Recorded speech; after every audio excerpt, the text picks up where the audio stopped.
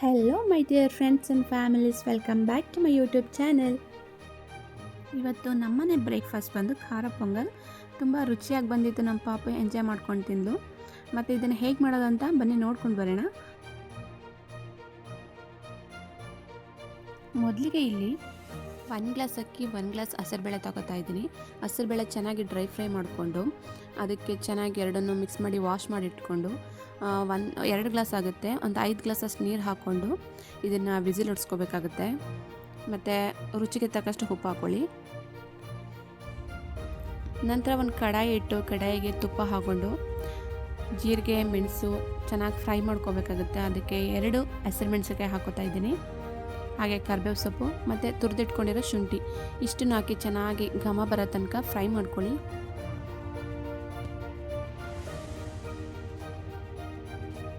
ಮತ್ತು ಅದಕ್ಕೆ ಅರಿಶಿನ ಸೇರಿಸ್ಕೊಡ್ತಾ ಇದ್ದೀನಿ. ಹಾಗೆ ಸಣ್ಣ ಸಣ್ಣದಾಗಿ ಹೆಚ್ಚಿಟ್ಕೊಂಡಿರ್ತಕ್ಕಂಥ ತೆಂಗಿನಕಾಯಿ ಹಾಕೋತಾ ಇದ್ದೀನಿ. ನೀವು ಇದಕ್ಕೆ ಗೋಡಂಬಿ ಕೂಡ ಹಾಕೋಬೋದು, ನನಗೆ ಅಷ್ಟೊಂದು ಇಷ್ಟ ಆಗಲ್ಲ, ಅದಕ್ಕೆ ಹಾಕ್ಕೊಂಡಿಲ್ಲ.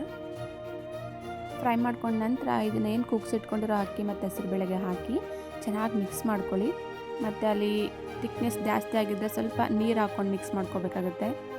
ನೋಡಿ, ರುಚಿಯಾದ ಖಾರ ಪೊಂಗಲ್ ರೆಡಿಯಾಗಿದೆ. ಹಾಗೆ ಇದನ್ನು ನಿಮ್ಮ ಮನೇಲಿ ಕೂಡ ಟ್ರೈ ಮಾಡಿ. ಈ ವಿಡಿಯೋ ಯಾರಿಗೆಲ್ಲ ಇಷ್ಟ ಆಯಿತು ಪ್ಲೀಸ್ ಒಂದು ಲೈಕ್ ಮಾಡಿ, ಶೇರ್ ಮಾಡಿ. ಹೊಸ್ದಾಗಿ ನೋಡ್ತಾ ಇರೋರು ದಯವಿಟ್ಟು ಸಬ್ಸ್ಕ್ರೈಬ್ ಮಾಡ್ಕೊಳ್ಳಿ. Thanks for watching.